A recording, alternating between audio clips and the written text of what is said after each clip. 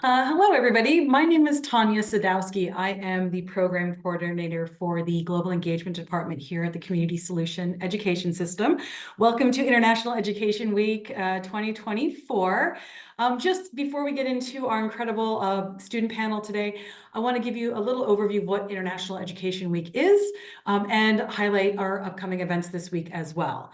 So International Education Week is a joint initiative of the U.S. Department of State and the U.S. Department of Education to promote and celebrate the benefits of international education and exchange worldwide in an effort to promote programs that prepare Americans for a global environment.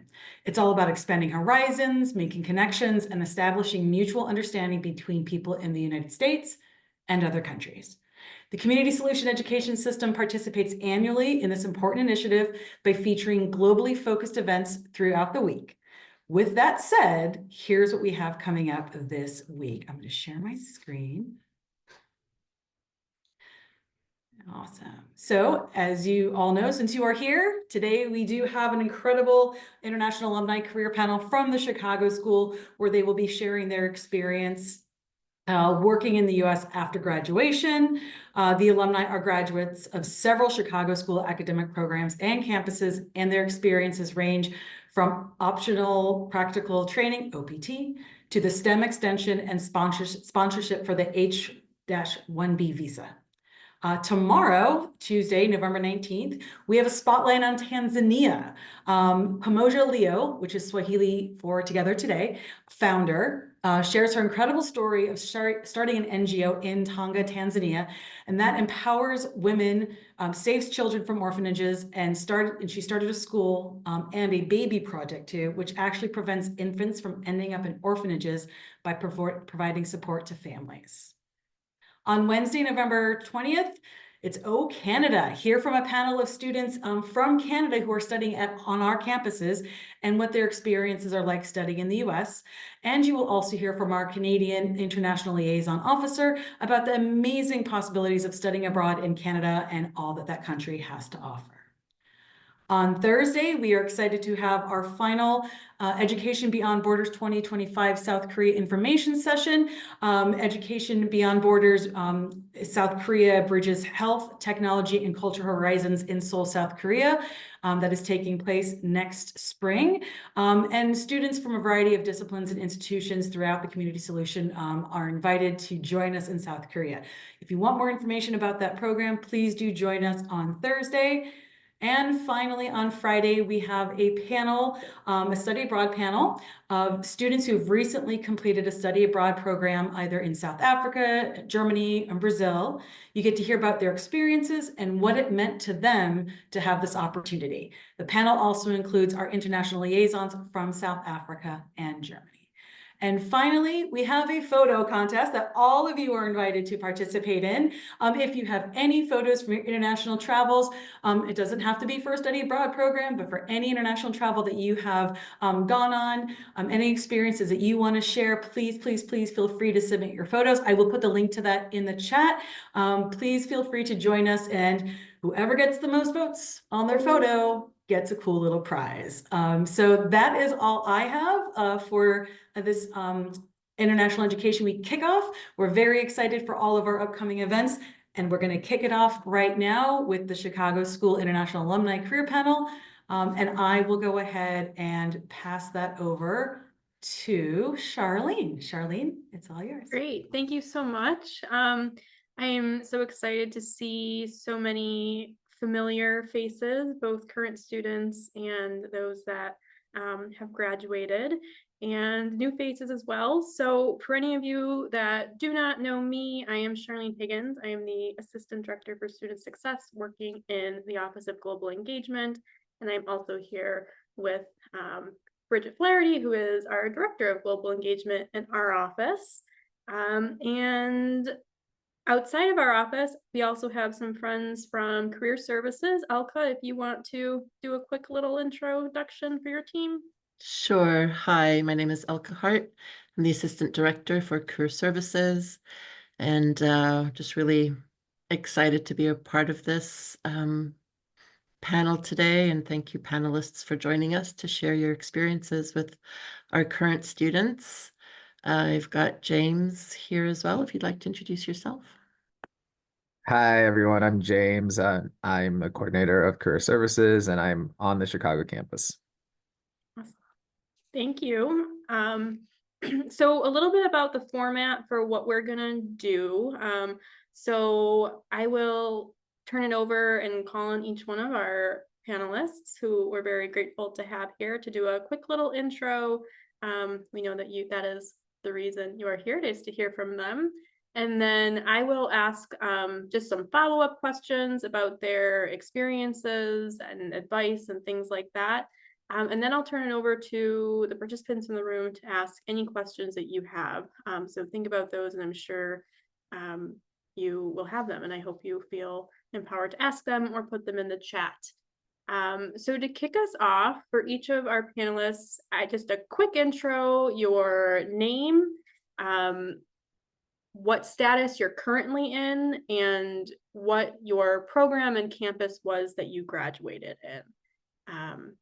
Let's start. I'm going to go in the order of my screen to stay organized. So Samchart, do you want to start? Yes. Hi, my name is Samchart. So I'm originally from Thailand. I was at Chicago campus. So I graduated with a master first, and then I came back for a PhD program in applied behavior analysis, or ABA.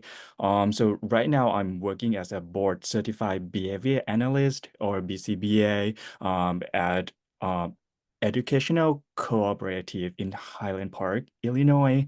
And now I am on the H-1B CAP exam.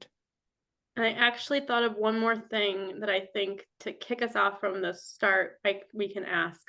And then one piece of advice that you either wish you knew at the start of your job search, or just that you have for the other students in the room here. For me, just keep searching for information. Make sure you have reliable source. Great, thank you. Next, Luna, do you want to introduce the same pieces? Sure. So hello, everyone. Thanks for having me here. So my name is Luna. I go by Luna, but my legal name is actually Xiaoyan Lu. So my home country is mainland China. I got my master's degree from the Chicago School in 2015. And then I came back. I'm currently in my PsyD program for applied clinical psychology. I'm actually in my dissertation defense stage already, like almost there, final stretches. Right now, I'm also on my H-1B visa that I work at a community nonprofit here in Orange County, California. And one piece of advice, I would say networking, build connections with folks. Thank you. Thank you so much. And next, Anvita.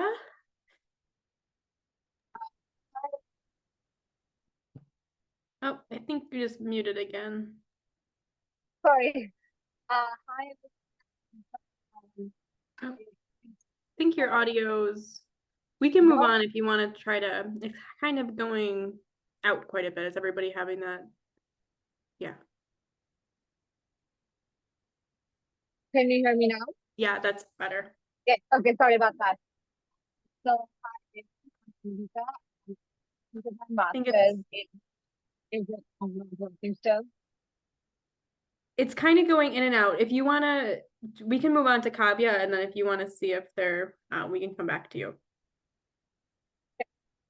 Hello, I'm Kavya Kurlapati, and I graduated from the MA Forensic Psychology program in August 2024. So not that long ago. It's still very much fresh in my head. So it was only 4 months ago that I graduated. I moved here 2 years ago for my master's from Bangalore, India. And currently I'm working as a mental health clinician at Heartland Human Care Services. So I work with immigrant children. I am currently on my 1-year EAD OPT period. Hopefully that changes next year. Not sure yet. But I think one piece of advice for job search would be also networking. I think having good connections is very helpful, but also not settling for something that you don't want. A position that you truly want is out there, and I feel like looking in the right places is very helpful. Yeah, that's great advice. Anvita, let's see if your audio is better. Is this better now? I think, yeah, let's keep, I think it Is it starts and then it kind of goes out, but let's see. Okay, so sorry about that. No But worries. yeah, I'm an international student from India. I graduated with a master's in industrial and organizational psychology from the Chicago campus in 2022. Currently, I'm on my STEM OPT, hoping that again that changes next year. And one advice that I would give all international students, uh, don't don't apply for like don't ap- I know it's easier said than done, but apply for quality than quantity. Be strategic, be organized, be patient because patience goes a long way. Networking as well, very important. And yeah, I think that's it. Great, thank you. I'm going to ask some questions. I think that I'll just open it up for any of the four of you that feel like you have experience and you want to respond to. And if it's more than one, that's fine. And then I might have some specific questions just for individuals as well. So to get started, I'm wondering if you can share a little bit about how you navigated some of the work authorization requirements or questions around what your visa status is and restrictions around that while engaging in your job search.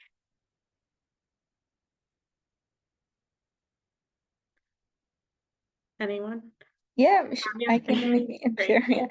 I feel like most companies don't know that you're international students. I think being open and honest about that is very important because sometimes you go in, give that interview, and they're still not aware that you're an international student, and then they come back and then you later tell them that you're international students. And that's when it gets a little bit more complicated and there's a chance of not getting the position itself.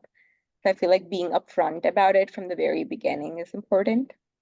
And also there are positions out there that do sponsor, even though it's a little bit expensive, but I feel like looking for that position is helpful and looking in the right places also. Great, thanks. Anybody else? Yeah, going off of Kavya, like she said, just be as honest. Sometimes being honest goes a long way. There are people who would suggest, like in your application, like don't mention that you're an international student. Don't do that. Be honest because you rather not get selected in that stage than going through the whole thing and then be like, oops, sorry, you're international and now nothing can be done. That hurts a lot more. So like she said, be honest. Be familiar. The USCIS website is there, so you understand what your requirements are. Follow the USCIS website and keep in touch with your DSO. I think they're the most helpful people. They know everything. Sometimes the website can be confusing. So in terms of like understanding visa restrictions, what they are, work authorizations, be in touch with your DSO. And there are government resources available that kind of assist you with which companies sponsor, how many sponsorships they have done, how many rejections, how many acceptances. So if you just go look at those websites, I don't know how often they update it, but you can always like look at those websites and get all your information. Yeah, and that's a good plug for Going Global, which is the platform that Career Services has. I don't know if Alka, you want to put the link in the chat or anything, but if anybody's not using that, it's a great, I hope it's not too hidden, but it is like a hidden gem or at least just a gem, but it has a lot of information on employers and who sponsor different visas and things like that as well. So I'm wondering, I know that Samchart and Xiaoyan, you have kind of like a different path to your current employment, a little bit different than the standard OPT F1 status authorization. I think the room would also love to hear just a little bit about that journey to glean from it. Samchart, do you want to just share a little bit about what that looked like for you? And yeah, I think others will be interested to learn from that. Sure. So yes, I did a lot of research at the beginning. So again, so that's why I mentioned like make sure you find reliable source. So I sent a lot of emails to immigration lawyer website, and you can utilize free an hour consultation to gather information there. So I had a lot of email back and forth with a lawyer, and I did not pay anything. So that would be my advice. Make sure you know requirements, make sure like there are a lot of options. It is not just H1B, H1B cap exam. There are many options that you can go to. So I used that, and then they suggested me to like, yeah, so this route would be easier. And I was just like, okay, thank you so much. And then I move on to the next one. And just yes. Like other people mentioned, being honest, being transparent to your potential employers is important. Another thing that I found that it is helpful for me is tell them like, yes, if you want to go this route, so there are some costs. Make sure you have resources. So both time, so they have to hire a lawyer. There are a lot of fees that you have to pay. So I also tell them upfront at the like first interview that I have.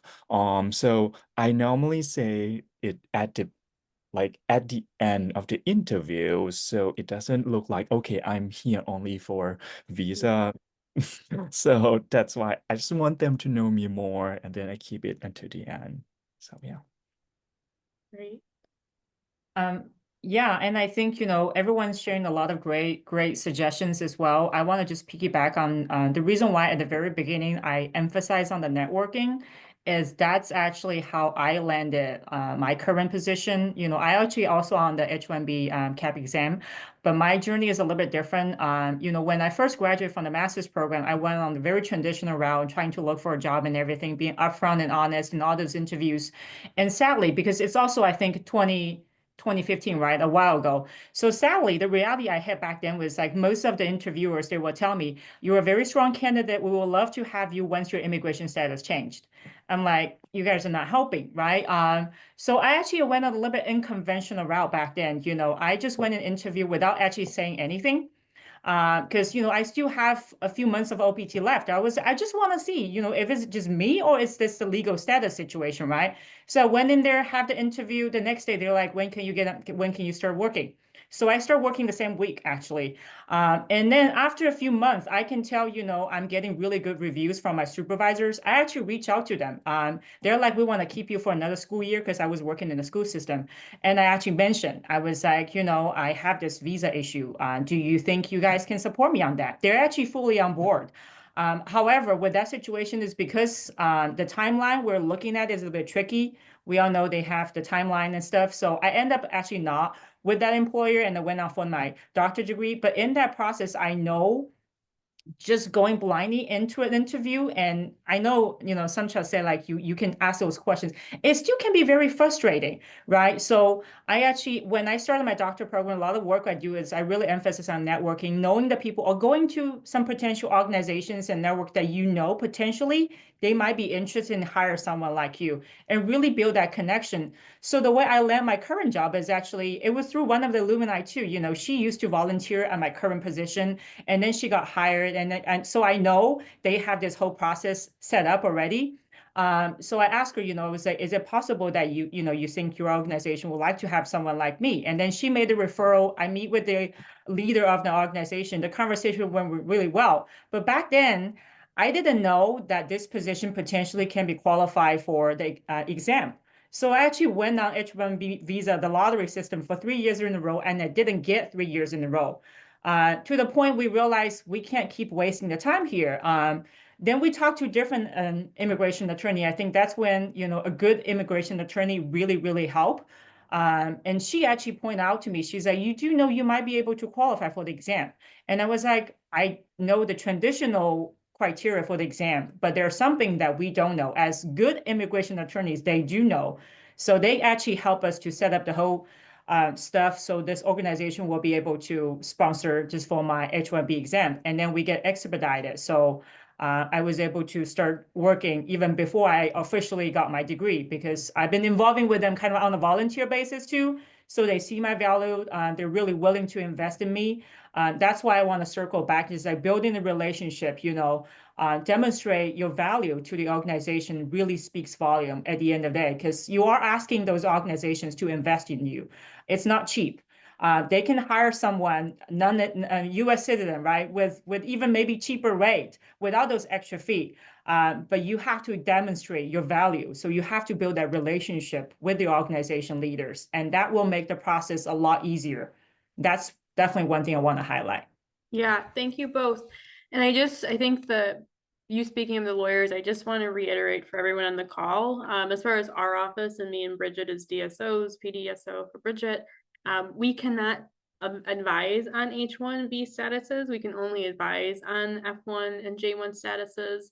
And often if this is something that students are exploring or have questions about, we will, like you're saying, refer students to connect to a lawyer about their questions. But I really just wanted to ask you both to explain a little bit more, just to highlight, which I think was demonstrated, that there are a lot of different paths to similar or just not even similar, actually quite different at your individual career and professional goals here. So I think when we get to the Q&A part, they can definitely ask more questions about H-1B. I want to do a little bit of a shift and ask more around kind of just the job application experience in general, especially given international student statuses or experiences. And I think job search process can be tedious and tiring and sometimes discouraging for everyone. If this has not been the case for you, I am so happy that that has been your experience. But I think that is something that often happens, whether you're born in the United States or not. But of course, then with having an international student status, there are additional systems and restrictions to navigate, which can make it even more challenging. So I'm wondering just a little bit if any of you, maybe even Kavya and Anvita, back to you again with navigating that through as somebody still on an F1 status with OPT, how you stayed motivated through your job search, and how, you just kind of manage that process. I know somebody said keep going, and that was great advice. And just anything else that you want to share about what that experience was like for you.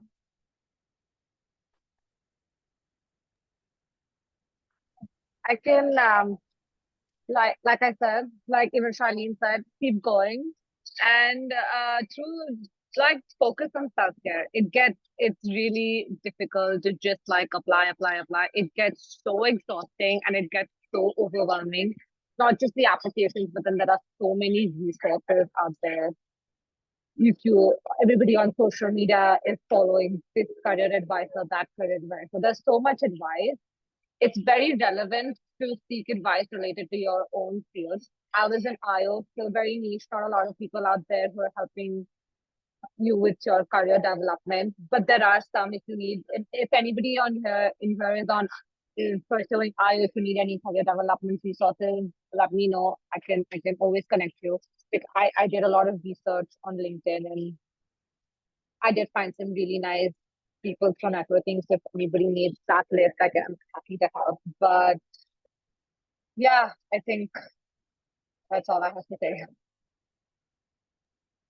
I want to add one more thing, because when we say networking, I also want to expand the horizon in a way that it's not just traditionally, let's say you go out those networking events, those different professional associations. I think I want to add on, sometimes Facebook groups can be very helpful too.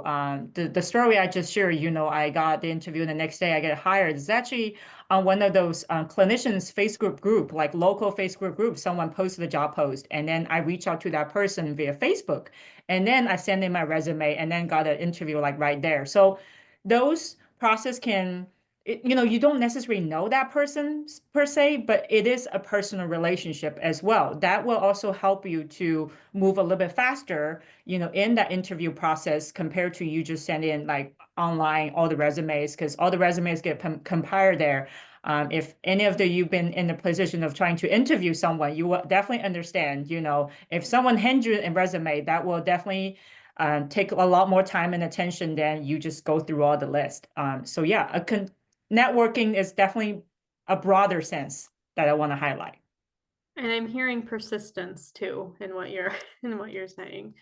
Yeah. Sorry. Yeah, go. Yeah, I just wanted to add on and say that having a good resume and also a cover letter is so important, and making sure the cover letter sort of aligns with the position that you're applying to, and highlighting the things that you like about that position in the cover letter. Is they read a cover letter, the people like maybe the supervisors or the people who are interviewing you do look for things that drew you to that position. I feel like highlighting that can be helpful as well. Oh, I had one more thought, it left my brain. Oh, also having like a dedicated time or to like apply for job positions can be helpful, because it can get so overwhelming and it's easy to do it all day. And there are so many positions out there, you can just sit in front of your laptop all day and keep applying. But I feel like having a dedicated time slot and also starting maybe 2 months prior to graduating can be helpful.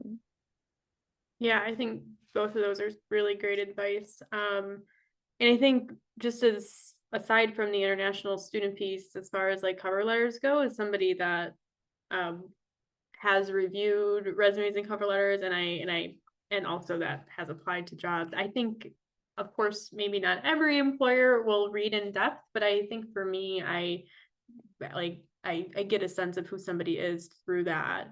So as much as kind of your own voice can come through and showcase who you are, what makes you stand out, I think is really helpful as well.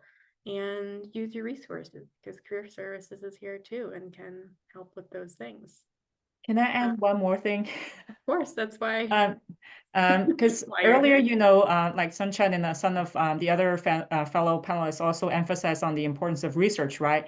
And I think researching also, I want to encourage everyone to take a step ahead, researching during the internship. Because a lot of programs has internship, has practicum built in. Do your research to see potentially any of those might already offer those opportunity. Because if you have your internship or practicum there, the chances of you potentially staying there and getting hired is a lot more than you just went in applying new organization for an interview. So I want to actually say, take your research a step notch up and just really prepare ahead. Thank you. I have one more question before we'll turn it over. And I'm wondering about if there were any cultural differences or things that maybe surprised you or that you were unsure about going into the job search and interview process, that maybe you would have been helpful to know beforehand, or just even how you navigated and adapted to that. If this would rings a bell for anybody of maybe something that you experienced.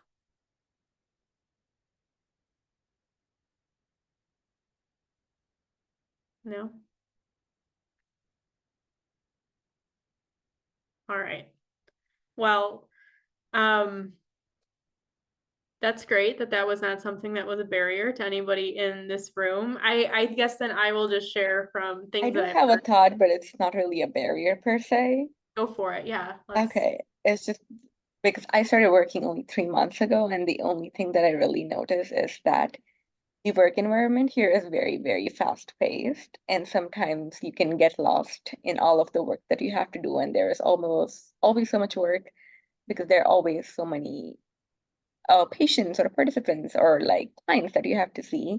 So sometimes it's very easy to forget about self-care. And just be involved in the work that you are doing. So sometimes it's very easy to forget about self-care. So taking a step back and just being there for yourself as well, I think is something I Yeah. remind myself often. Yeah.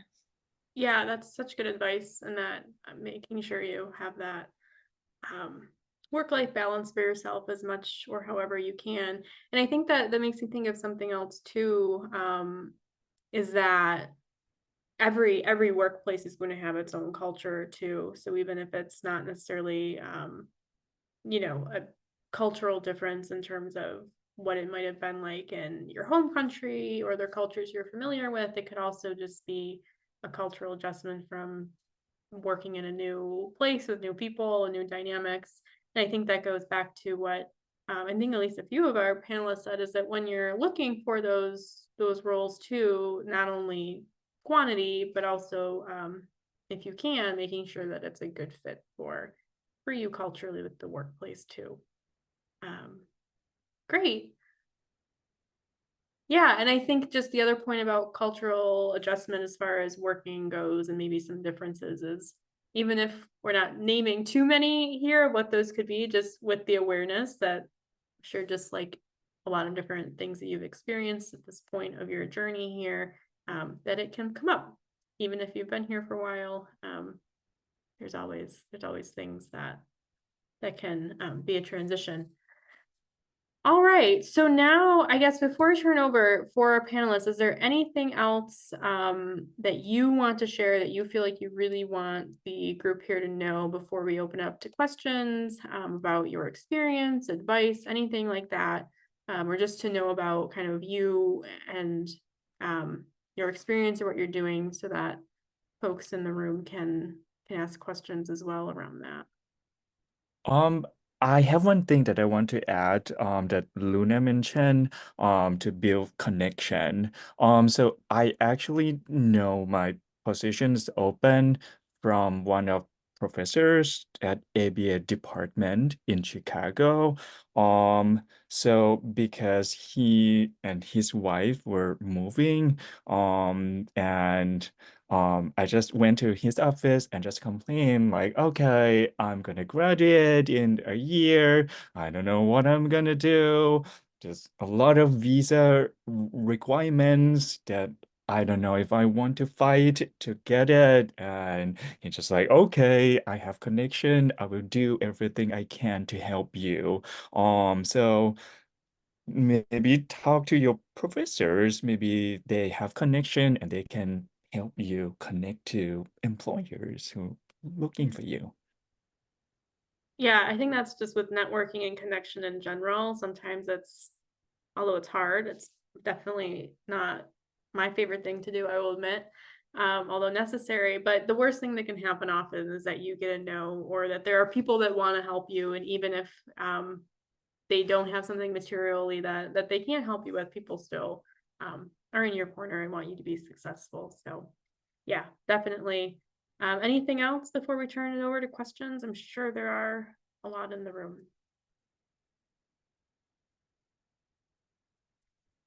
Great. Okay.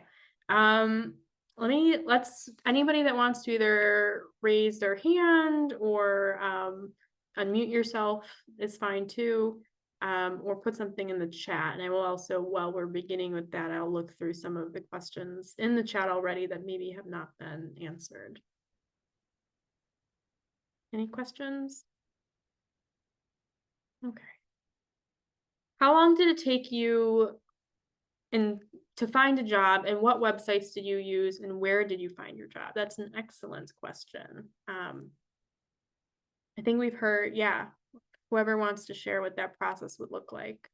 And I think we've heard a little bit about, Luna, what your experience has been, but I'm wondering about specifically students on OPT.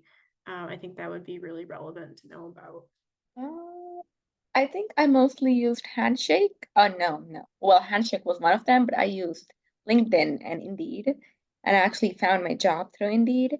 But apart from that, once you start applying for jobs, at one point people also start reaching out to you, like companies and organizations start reaching out to you, which is amazing. And there were emails that I was receiving about job fairs. So that's also another way to potentially find a job. Great. Oh, and how long it took me? I think it took me about 2.5 months-ish. Yeah. Yeah, and I think that's another point about why, for any of you that have not applied for OPT yet, in terms of that you're not there yet in your journey, just apply as early as you can to really be able to maximize, that time and everything as well. Okay, Habobi, you have a question? Yes, I have a question. Can you hear me? Yep, great. Okay, perfect. So my question is that I heard Somchart as well as Luna speak a lot about getting their jobs with nonprofits, and they connected nonprofits with the H-1B cap exempt. I was wondering if you guys could give me a little clarification about how the two of them are connected and why did both of you kind of go with nonprofits? Do you feel comfortable answering these questions, isn't that?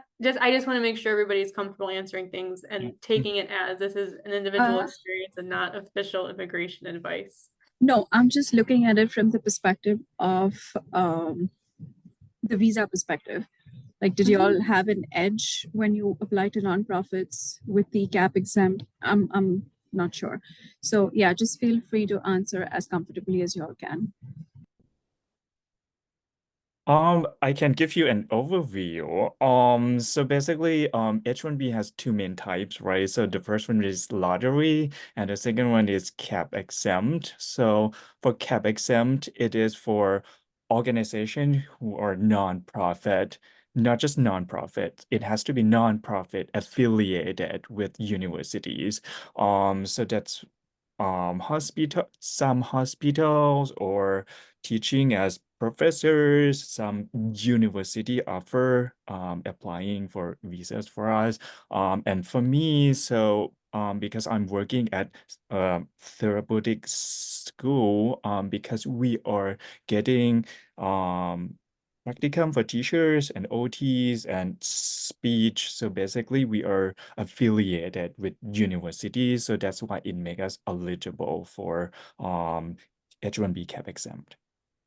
Yeah, and how will be so basically the really kind of super high overview is like Samchart said, some employers are not eligible for the lottery, and that has to do somewhat around what kind of organization it is, which can be connected to a nonprofit status. But again, these details really recommend either doing research on trusted sites, and as far as policy and things go, and then connecting with either an attorney to learn more, or like Samchart said, using a lot of consults and finding out that you might actually not have to actually spend too much money on that, as long as they're trustworthy. And then also employers often will have those resources well if there's somebody that's sponsoring you. And I also saw your question as far as referring a lawyer name or resource. I don't think we can recommend individual lawyers, but one of the resources that I know is reliable is the AILA.org. It's the American Immigration Lawyers Association. And that's been recommended by other trusted officers in the field, and you can do a search there, and they have chapters also locally in Chicago and other areas throughout the country as well.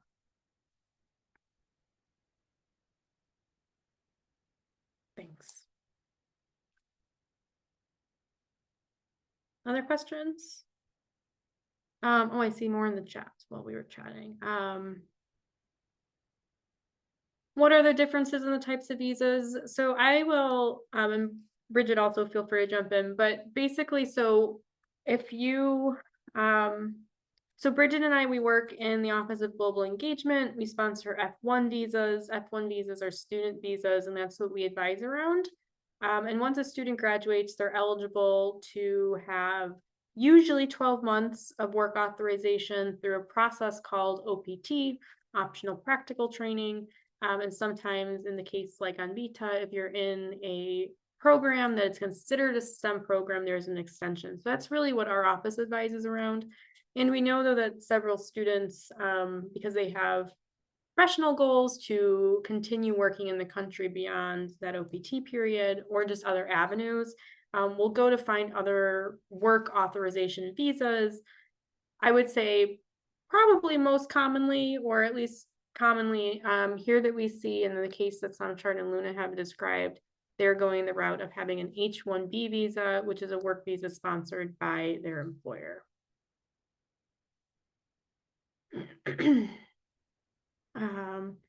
did you have prior experience before getting your job now? So yeah, I think that's a great question. I think everybody has experience in some way, whether you're doing things like CPT or not, but does anybody feel called to answer just kind of what your experience was and how that helped you to be prepared for the role that you're in now? I'm gonna go. This is actually my second career. You know, before I moved to the States, I actually worked in the business field back in China. So in terms of kind of like just general interview and a lot of other things, these are not like too scary for me. But even before I start to get to my practicum stage, I get a little bit anxious because I realize all my classmates, they have relevant experience in the field of psychology, which I don't. So you know, I think it's really about, like I said, you know, start to build up that resume. You know, sometimes as international students, we can't really get a job to build that resume, right? Before you can get work authorization. So a lot of times it's volunteer. Of course, there are certain volunteer guidelines we need to adhere as international students as well. But I do want to say, you know, volunteer experience is a good way to gather that relevant experience in the field.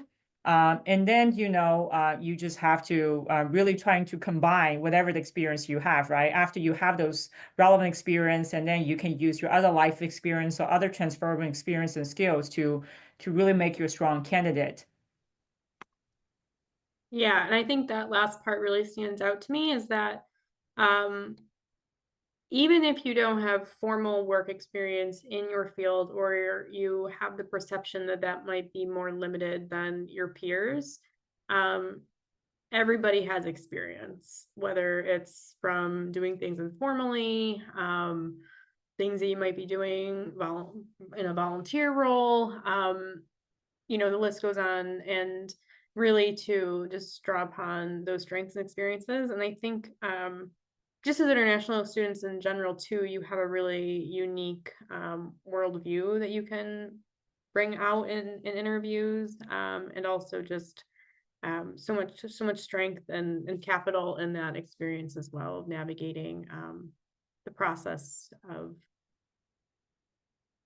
from applying to arriving to thriving and surviving, goes a long way. So yes. I have another question. Nalin, how do you pronounce your name? It's Dallin. Thank you for Nalin.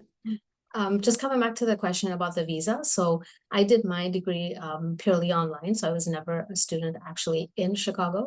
So in terms of a visa for myself, would it just be the H-1B, like because I didn't have an F1? Yeah, so again, we can't advise too much on visa types outside of F1, but the F1 visa status is for students that are meeting certain requirements to be here in person. So if you are looking to come to the US to work, it would need to be in another visa status. H-1B is an example of that. Again, employer sponsored, so finding an employer that would sponsor that. And the process might be a little bit different from applying abroad versus while you're in the US, going through like a change of status from F1. But again, that would really be, those specific questions would be best answered from either that employer or an attorney that has expertise in those areas. But yeah, great question. Thank you. And I would just add, I saw that chart shared a link in here, which is great for employment-based immigrant visas. That's a Department of State website. That if you look at that, you'll get a better idea. There's literally an alphabet of visa types in the US, like A to Z, all the numbers added to each of those. There's a lot of them. And so there's ones too where, in addition to the H-1B is kind of a standard work, like employment visa to come to the US. There's some that are specific to certain countries. There's some that are specific to certain fields. There's ones that are like for special talent. I don't even remember what they're all exemplary. called. I think it's right, like exemplary. Yeah, like yeah. really talented and gifted in certain fields, like visas for that. So it does get really complex, but it's figuring that out. That's why it might be best to talk to an immigration attorney to see for your specific situation, is there an employment visa that would fit for you? Okay. Thank you. Yeah. Yeah, thanks, Bridget. Other questions from our staff on the call too, I suppose. Would you mind if I quickly shared my screen to show Going Global? Yeah, that sounds great. Just so that I could, for those of you who are not familiar with the resource, because I think it's just such a great, I would recommend personally, yes, if the staff can also give us like advice or point us in the right direction, that would be really helpful. so I had Around put the- anything in particular, how about we? Oh, sorry. Not really, but I mean, if they give us like some dots and then one dot leads to the other one, and then you just keep joining the dots. So anything that they may have come across when they were suggesting or when they were dealing with other international students, and they found maybe this was like a particular problem, but then they circumvented those kind of issues and did it in a particular way or in a different way, just any pointers like directions that one must look at or one must not look at. Got it. Thank you. Go for it, Elka. Yeah, sorry. So I put the link for Going Global in the chat earlier. It's a separate platform from Handshake, but it is hidden inside of Handshake because we have a subscription to it. But this is the home page. They offer workshops on visa information. I just wanted to show you that. They have some on demand. So if you just want to get like the real fact on US work visas, or you can join this one in 2 days on strategies for getting OPT and STEM extensions and all of that. And these are all at no cost. All of this is free for you. But the other piece I wanted to show you is that there is a database that you can search by keyword or job title that will give you a list of employers in the US who have sponsored previously. So it's not a current job openings list, but it does provide you with information on employers who have hired international students in the past. And then from there, what you can do is research those employers, go directly to their website to check out what their current openings are. At least you know that they will be more open to hiring you. Other information that's on here are career guides. So they have country guides if you're planning to maybe work elsewhere. Or go back to your home country, just providing really in-depth job search resources. But they also have US city guides. So if you're looking for job search resources in Chicago or wherever else you're living, it can just be a super tool and resource outside of the others that have been mentioned in the past. So if you have any questions on it, I can drop our email in the chat. Please feel free to reach out for more information. Thank you so much. Yeah, and I just really encourage everyone again to take advantage of that because it's a really great resource that the Chicago School Career Services provides. Other questions, things we're curious about?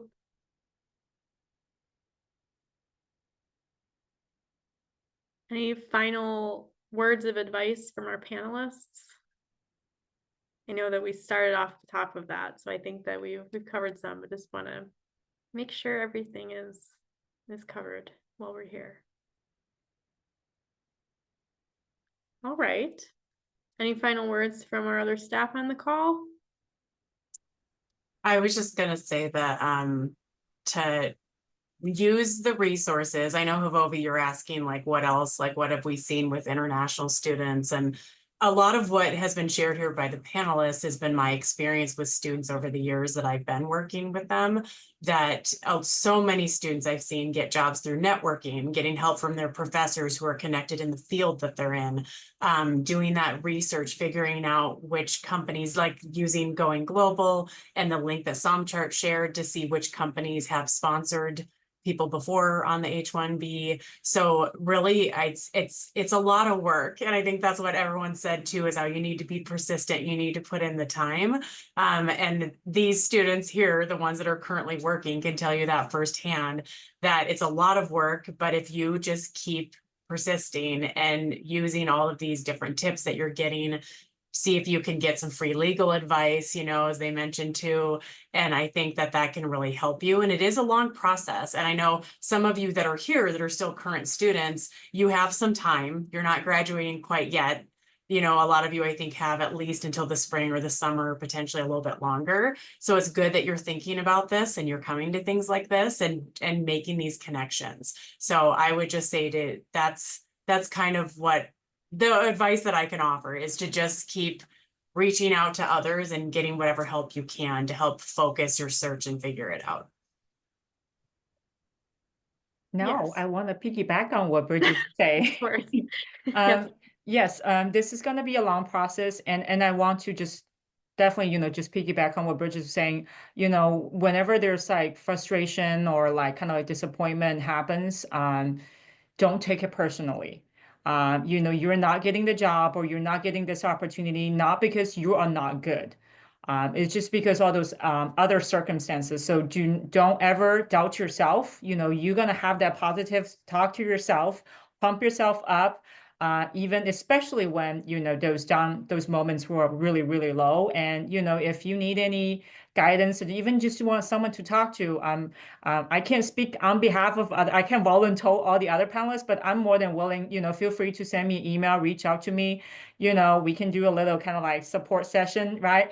Because we've been through that. Definitely reach out to us. We might not be able to provide you any practical solutions, but sometimes having someone understand what you're going through is also very helpful. During my time that getting frustrated, I have a bunch of friends, they all go through that process too. They're not my major.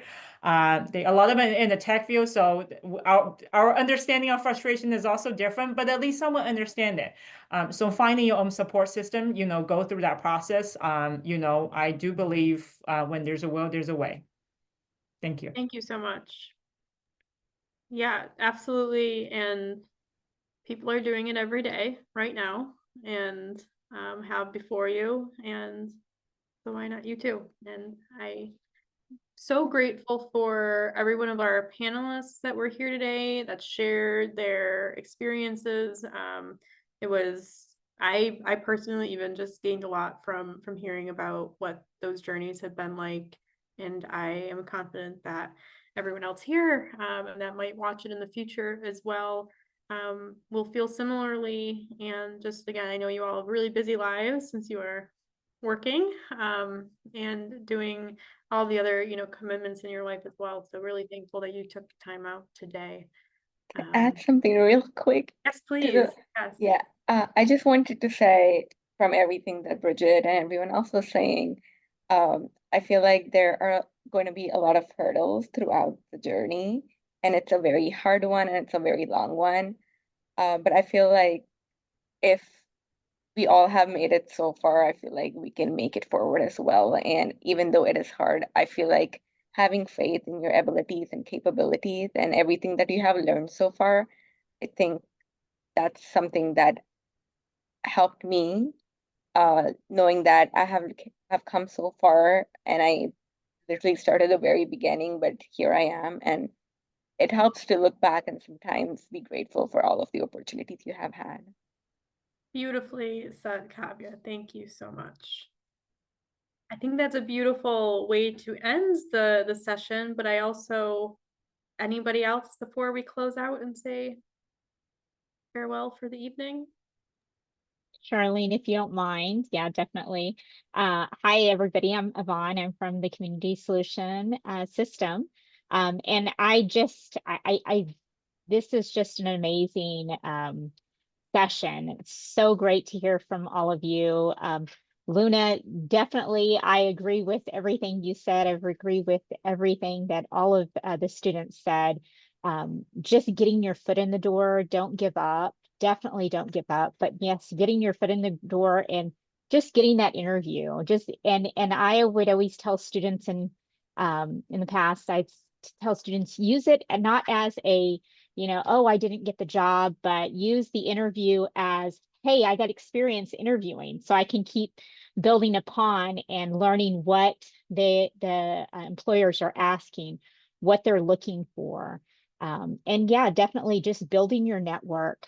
Don't be afraid to not only apply for those jobs that are known to H-1B sponsor or are known to sponsor, but also look at those jobs that in those areas that are not high traffic and that are not as populated, because those are those companies that, that don't have the competition that IBM or Google or, other companies have. So, looking at those small mom and pop organizations, I've had many students that have gone to those companies that have never even heard of an international student, and they get their foot in the door, and like Luna said, is they wow them just with them, and they say, okay, now what do we need to do to keep you? That has been so much. I've had companies that have never even heard of an international student or never heard of what is E-Verify, and they're like, okay, what do I need to do to sign up for E-Verify? What do I need to do? So just getting your foot in the door is going to be gold. So just keep going on. It's so funny because I've had also students that, I would always ask, how many jobs did you apply for? How many jobs did you apply for? Did you, keeping a running list of all the jobs that you've applied for, staying organized. Did you follow up? Did you do the application online or, on their application or, via a employment agency, just trying to keep yourself organized and then network to say, okay, yes, I applied at this job. Oh, you know what? Let me see where else this would have. This would have a company. And I'd even had students that would say, oh, I just went down, I just went down the alphabet and started applying at every company that had an A, that started with an A, every company that started with a B in my area, the next town, and, just, try to think outside the box when you're applying, but definitely don't give up. You all are definitely worth finding something that's gonna to fit in your bubble, but y'all did amazing, students, so, or alumni. Thank you so much. Did you or Tanya want to share anything else about IEW again, or are we good to go? I think we're good to go. I did drop the link to the photo contest in the chat for everybody. Really hope to see you later on this week at one of our other events. We've got some really great things coming. And thank you to our panelists today. This is really, really, it's just a really great presentation. And thank you for your time. Thank you. Thank you so much again, everyone. Thank Take you so care. much, everybody. Bye.